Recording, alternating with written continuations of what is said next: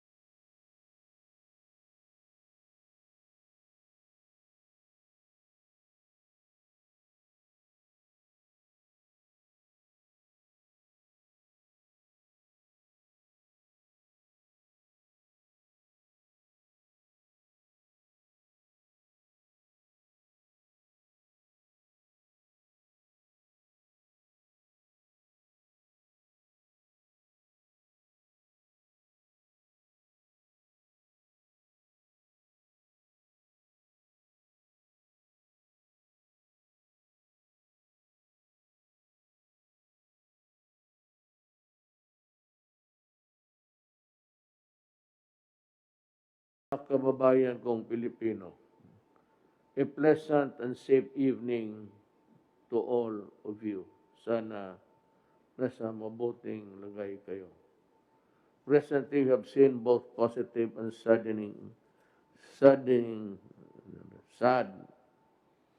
word is saddening, developments in our continuing battle against COVID-19, although we are consistently adding to and improving on testing capability as well as enhance our capacity for contact tracing, we have also seen a continuous rise in COVID cases, especially in the NCR. Now, this is what you get. We cannot prevent yung sige criticizing government. Sabi ko sa inyo, hindi po lahat kayo mapigilan. The police cannot be everywhere and anywhere all the time. The military is not part of the governance yet in the matter of using force or at least intimidating you with soldiers. Far from it. We do not have that plan. But pag hindi talaga madala, and it's a runaway contagion, mapipilitan na gumagamit ng military. Kasi talaga kulang ang pulis. Ngayon, kung andyan ang military to enforce you to obey itong community lockdown, sumunod kayo dahil para sa inyo yan. Tingnan ninyo ngayon. Sige kayo labas.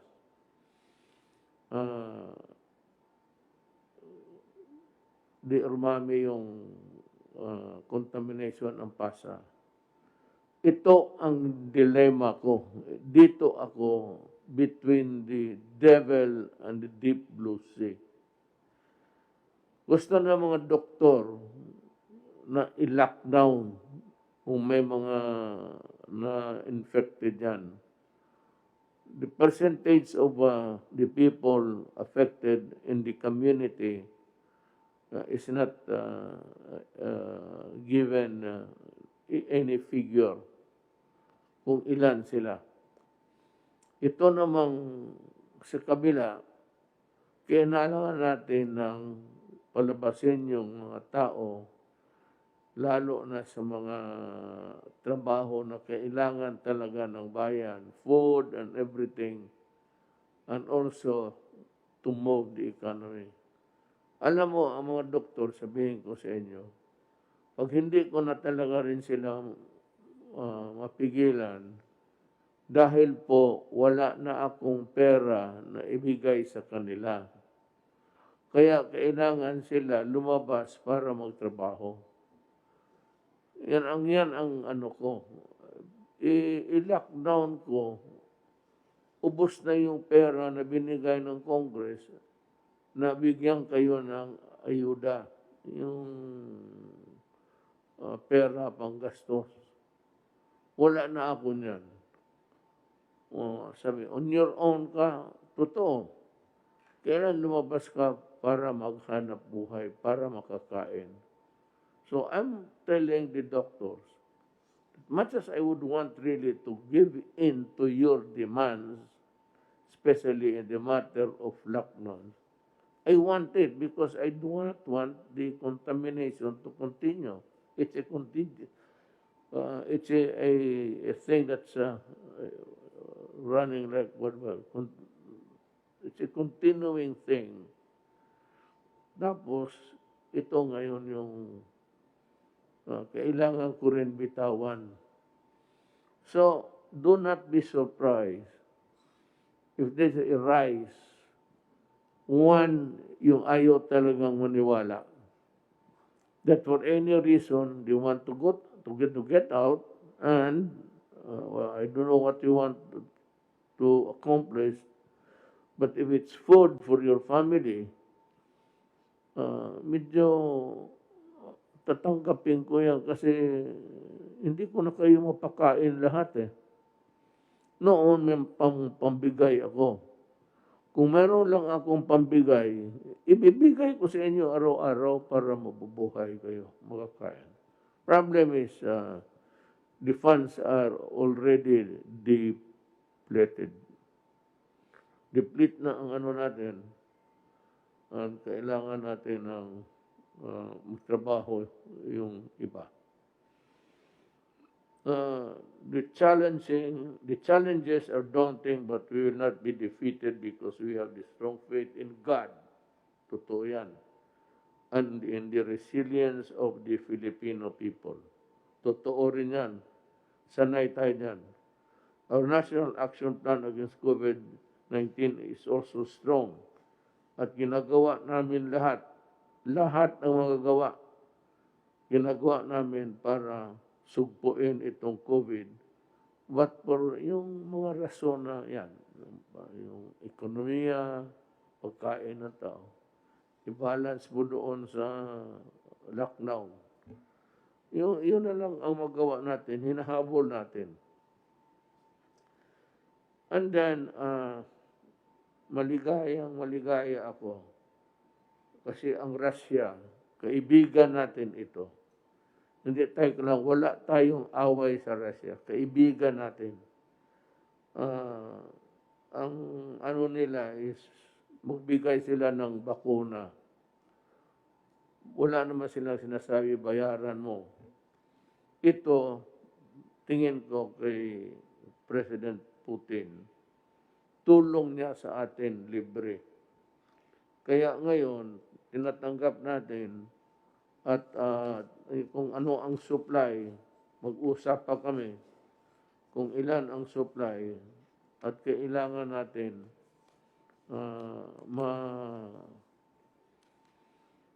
may clinical studies na mag-injection muna tayo ng ilan, tapos tignan natin ang resulta. Ang ano niyan is, you will be given the vaccine and ang reaction ng katawan mo, kung tatanggapin ba o hindi. Yan ang ano niyan. So, there will be volunteers. Ako, pagdating ng bakuna, in public, para walang chat-chat dyan, in public, magpa-injection ako. Ako yung maunang ma-experimentuhan. Okay para sa akin. That's my... Sabihin ko rin kay President Putin na malaki ang tiwala ko sa your studies. in combating COVID. And I believe that the vaccine that you have produced is really good for humanity. Kaya ako, para ipakita ako sa kanila na tiwala ako at hindi sila nagkamali, nag-offer. Ako, pagdating, yung doktor nila o doktor natin, ako ang unang magpabakuna. Tignan natin kung pwede ba. Kung pwede sa akin, pwede sa lahat. Ngayon, kung hindi pwede sa akin, yan nga ang problema eh. Kasi, siyempre, bigay, ito libre ito.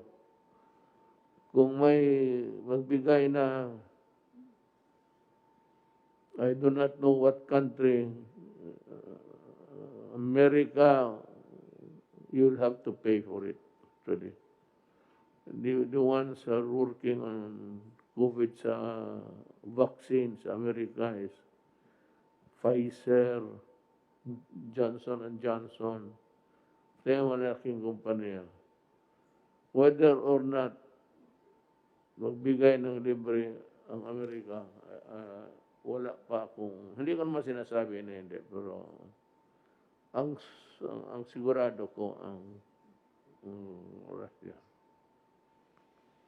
Maghanap tayo ng Russian partner dito, papiliin sila natin ng tao so that they can work expeditiously. Maganda ang takbo ng kanilang tabang. We are extremely grateful. So, maraming challenges na, pero malapit na po. Maghintay kayo. Actually, ang vaccines, they are to be distributed worldwide na yan by September, October. Bibitawan na yan nila, dandahan. With the clinical studies, and if it's completed, ilalarga nila yan. Pero dumaan na sa kanila yung the measures that would ensure that it is really safe. Tapos na yan. Kaya lang, whether or not it is safe for a particular race, kagaya na Filipino o Chinese, hindi natin malaman unless we go into a clinical trials. Yan ang ibig sabihin dyan. So, ang akin na lang, hintay na lang kayo, kunti na lang talaga. By December, sabi ko, in the fullness of God's time, we will have hopefully, a COVID-free December and we can enjoy this Christmas season. Maghintay lang kayo, nandyan na. Ang sinabi ko sa inyo noon, vaccine. Ngayon, ang vaccine nandito na. Itong isulat dito, papasalamat ako kay President Putin ng Russia. Pero sabi niya noon, nung nagbisita ako sa kanya, sabi niya, if you have a medical question mark on anything about medicines or cures,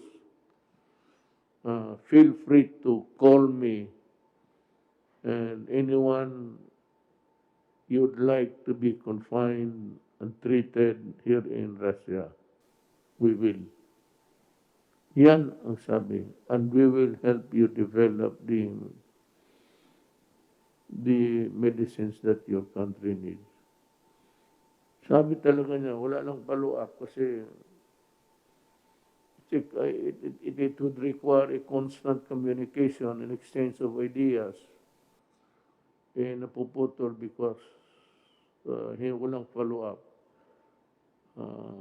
I do not think that Russia would renege on its promise. And so I am asking the Secretary of Health to look for the best guy to be dealing with Russia in this area, the transfer of technology of the vaccine. So, nandito sa harap ko ngayon ang papasalamat. Hindi ko na lang basahin lahat, basta I said na galing sa puso ko, nagpapasalamat ho ako sa inyo sa mabuting loob ninyo sa Pilipino. And someday, we will makabayad mo lang kami sa utang ng loob sa inyo. But I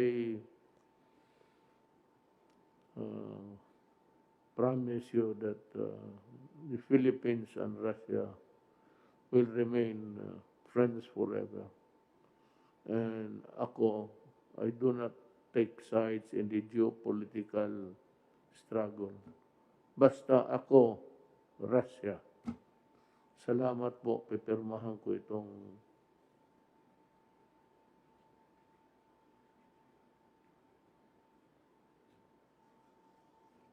ito po yung papadala sa ano. Then the next thing is I will ask the guy who's gonna deal with them. Itong contract tracing, by the way, bumalik sa akin yung this has to be financed by government. Contact tracing means that yung people who are doing the actual tracing will have to travel to the place where the person in question resides. Kailangan ito ng sakyan. It's always, whatever it is in life really, pagkata. Ganito na lang. Nandito man si Secretary Anyo, magpahatid na kung anong sakyan dyan sa pulis, yung area na yan, doon siya sumakay. Doon sila sumakay, ihatid sila ng pulis doon sa boundary. Beyond that, ibang pulis na naman ang magsasalo sa kanila para hanapin yung tao. Because the police have the resources, pati yung barangay captain, na malaman nila kung saan ito nakatira. That would be the fastest way of doing the tracing. Kasi, pero kung may pera at may sakyan, hindi better. Hindi ko na mamulistya ang pulis. Pero kung wala, then the police has to sacrifice and contribute to the solution of the problem now. Yun ang mga pulis ko. Total, wala kayong masasabi sa akin. Full support ako sa inyo. At yung mga kaso ninyo na duty connected, huwag kayong mag-alala, sabi ko. Didepensahan ko kayo. And for those, maghintay lang kayo. Basta tutulungan ko kayong lahat. At hinihingi ko sa inyo, tumulong lang kayo rin sa ating bayan. Walk the extra mile to help our country. At sa ating mga kababayan, hintay ka lang. Nandiyan na yan. Pagdating yan, ako nga mauna. And then, I'm sure that it will be good for me and for us. Maraming salamat po.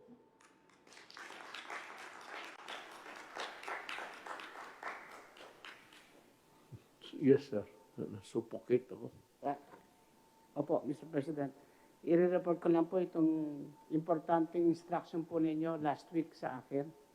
Ito po yung tungkol sa mga application ng telcos ng mga telephone companies.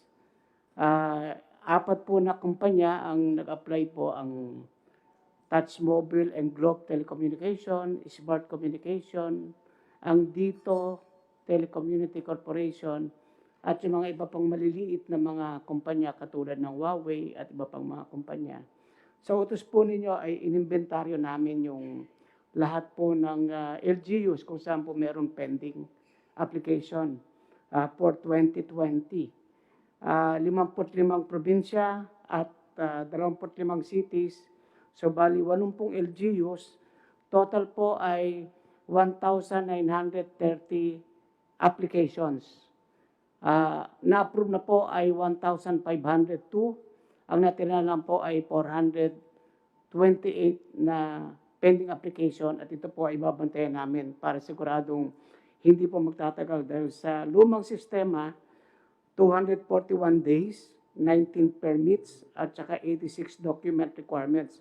Ngayon po sa ating bagong sistema po na pinapapatupad ninyo, 16 na araw na lang, 16 days at 8 permit na lang po ang kailangan, requiring 35 documents. So sa loob po ng susunod na linggo ay babantayan ko itong mga pending na ito. At sisiguraduhin po natin na dapat ma-aproban at kung hindi man, dapat malaman natin ang dahilan bakit hindi na-aproban.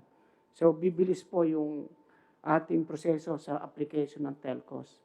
Ang pangalawa pong instruction po ninyo, yung pagpapalabas ng preventive suspension sa mga barangay captain na nagkaroon ng mga malversation, corruption, estafa, at iba pang mga graft-related anomalies dito po sa pagdidistribute ng SAP. Ang ating pong CIDG nakapagtala ng 155 criminal complaints. At ako po ay nakipag-ugnayan kay Ombudsman Manuel Martires at ang kanyang opisina at naisabit na po namin itong mga kaso na to at within the week po ay inaasahan namin na initially ay 50 barangay captain ang makakaroon ng preventive suspension habang iniimbestiga po ng ombudsman ang administrative aspect ng kanilang mga kaso. So ito po ay merong 13 sa NCR, 13 sa Region 1, 10 sa Region 2, 3 sa Region 3, at 11 po sa Region 4A, total of 50 barangay captains. Ito po yung initial at ang mga iba pa ay susunod lang po sa patuloy na pag-iimbestiga ng ating ombudsman. So yun po yung dalawang importanteng instruction na ibigay niyo po sa akin last week at nagawan po natin action. Kindly include that, insert that in the talk sa programa. Importante kasi yan malaman ng mga barangay. I'd like to thank Secretary Anyo for his work in going after corrupt officials. Sabi ko na nga, ulitin ko, the reason why ang mga telco nahirapan kasi yung mga tower nila, it's not being acted upon, and there are so many requirements that are being asked by the local government officials. Ngayon, yung mga nahuli, talaga magdusa kayo. Sinabi ko sa iyo, I have never been serious as I can ever be in my life. Huwag kayong magkamali talaga. Ito, habulin ko kayo hanggang preso. Malalaki ho ang parusa ng graft and corruption. Huminto kayo at huwag ninyong pahirapan ang Pilipino, not the government. Kayo yung walang service, mahirap dito, kasi hindi sila makapagtrabaho, walang tower, marami kayong hiningi. Any permit for that matter. Mga sa local conversion, a delay of 200 days is totally unacceptable to me. I've been a prosecutor sa Tanod Bayan noon, wala pa yung ombudsman. At yan ang gusto ko talaga. My training at least involved a lot of prosecution of criminal cases in court sa corruption. So, yan ang ano ko ngayon. Maligaya ako sa trabaho ni Secretary Anyo. Talagang ipahabol ko kayo. Tsaka walang pakiusapan. No mercy ako. Either supporter kita, tumulong ka sa election, sinabi ko sa inyo, ang pinakatulong na magawa mo sa akin is huwag mong pahirapan ang gobyerno to act. And these are the projects of government. Although hindi ang privado na kumpanya na gumagawa the actual building of tower, it is still a project of government. They are commissioned and paid by government exactly to do what they are supposed to do, to building the towers, to having a subdivision, getting a conversion sa council. Karamihan yan, city and municipal council. Do not give me that shit na abutin kayo. Kundi, demanda ko kayong lahat. To schedule sa by the time it reaches your table, the vice mayor should table it the following hearing, city council hearing. And after that, what is your objection? Wala naman kayong objection dyan. Cancer na, wala ka na.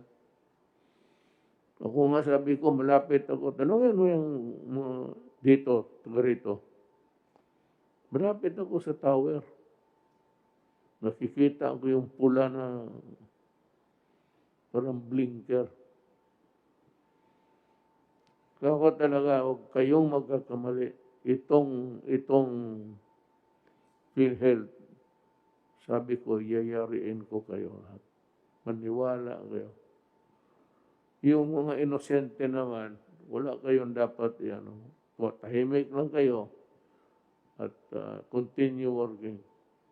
Pero yung ngayon ito, nakalusot kayo sa ibang maybe presidente, o dito sa akin, sad-sad talaga kayo. Maniwala. And with the help of mga cabinet members ko, hindi ko na lang ipagyabang, but these are people also, simple lang. Why? Why are they really helping me to get rid of you? Kung maaari lang patayin ka, alam mo bakit? Because simply, they love their country. Kung wala yung trabaho namin dito sa Pilipino, wala, it has no meaning. For the fact that they are here because they want to help the country. Ilan naman ang sildo nito? Si Secretary Lopez could go to the private sector, they can get paid 10 times the salary is getting. Gano'n rin si General Galvez, si General Anyo. Makahanap yan sila, magnegosyo sila, tutubo pa yung pera nila. But the fact is that they are also sacrificing. Ilan naman sweldo nila? Kakasakal kayo, bilyon-milyon kami dito. Pinakababa ako, Presidente. You know, totoo. How much? It's 194.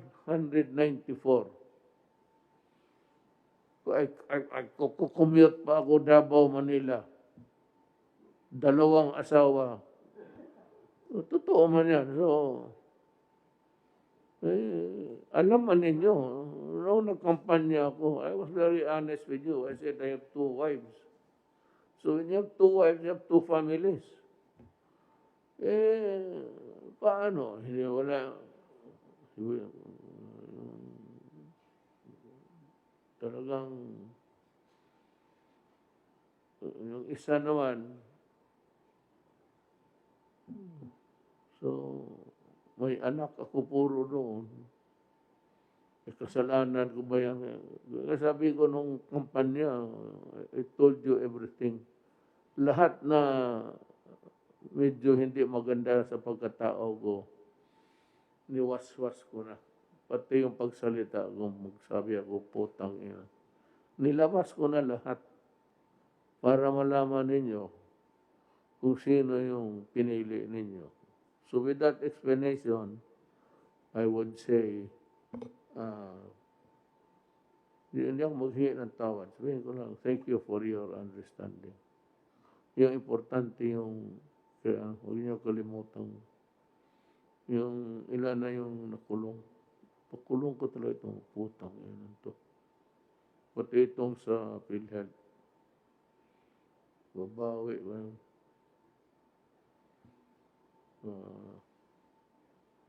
Kasali na ako kasi kung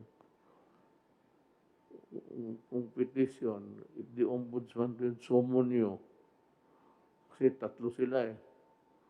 Hindi ka makasabi hindi. Kasi I think the ombudsman will be pissed off. Will just be dismissed for refusing to obey the order. Yan, that is how the power ng ombudsman. May utos ka, hindi mo sundin, wala. Alis ka. Then sa COA, I will get the true figures. Kasali ang COA. So, tatlo yan sila. Justice Department. Okay. Secretary ng... But they are represented by... Hindi naman sila mismo eh. May mga tao sila. And I think, umpisa na ba sila... And you have Bongo, Senator Bongo, who's a crusader. Sinabi ko, Bong, huwag ka mag-ano, baski kaibigan mo, kaibigan natin. Baski tumulong. Baski nagbigay ng pera na tulong. Pagka nandyan sa korupsyon, eh wala namang pinag-usapan na mag-contribute ka sa akin tapos mag-corrupt ka. Sumagay itong hindi na mag-corrupt, mayaman. Ang nagbibigay sa eleksyon yung mga mayaman. Hindi na kailangan mag-corrupt, wala sa gobyerno. So, yan. Yes. Tulad doon itong mga tumulong dito, yung nabanggit ko kanina, aside from creating yung mga kailangan ng mga gamit for medical, sila nag-invest, tapos ang na-save pa, 7,400 na tao na hindi nawalan ng trabaho. Hinanapan nila bali ng gagawin para may trabaho yung mga tao. So dito ginagawa para may trabaho yung kababayan natin. Kasi kundi walang trabaho, sa pandemic, kailangan ng trabaho talaga.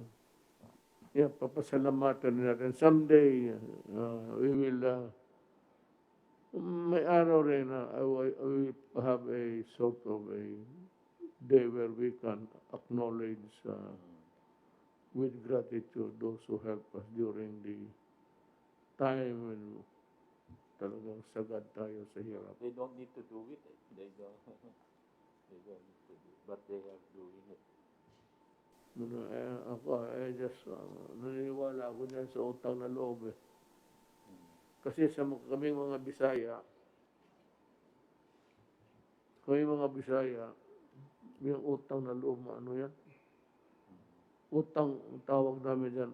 In our Tokatis, it is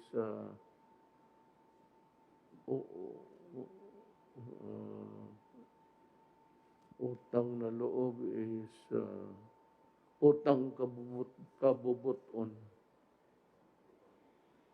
So, hindi mo yun makalimutan yan pagdating ng panahon.